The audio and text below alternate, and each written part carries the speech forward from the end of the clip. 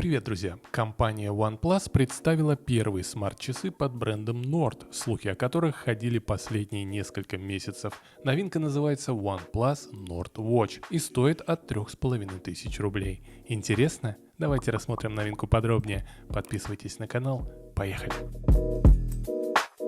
Nord Watch получили прямоугольный OLED-экран с диагональю 1,78 дюйма, разрешением 368 на 448 пикселей, яркость 500 нит и частота обновления стандартные 60 Гц.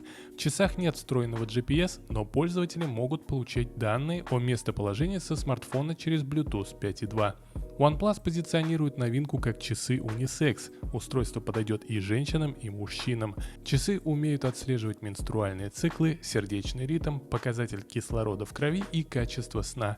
Для настройки гаджета и просмотра статистики есть приложение nHealth. Благодаря акселерометру Nord Watch могут автоматически определять вид активности, а всего есть поддержка 105 видов упражнений.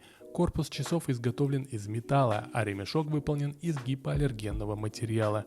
Имеется защита от пыли и воды по стандарту IP68. Внутри установлена батарея на 230 мАч. По заявлениям производителя, полного заряда аккумулятора хватит на 30 дней автономной работы в режиме пониженного энергопотребления. В режиме активного использования часы проработают до 10 дней. OnePlus Nord Watch доступны по первоначальной цене от 3500 рублей в цветах Midnight Black и Deep Blue. Потом ценник вырастет до 5000 рублей, на родине, конечно, что тоже вполне неплохо. Напишите в комментариях, как вам новые часы от OnePlus, как относитесь к компании OnePlus и пользуетесь ли ее смартфонами. Подписывайтесь на канал, подписывайтесь на мою группу в Telegram, где я публикую самые выгодные цены на технику и не только с AliExpress. Спасибо за ваши лайки, впереди много интересных новостей и обзоров.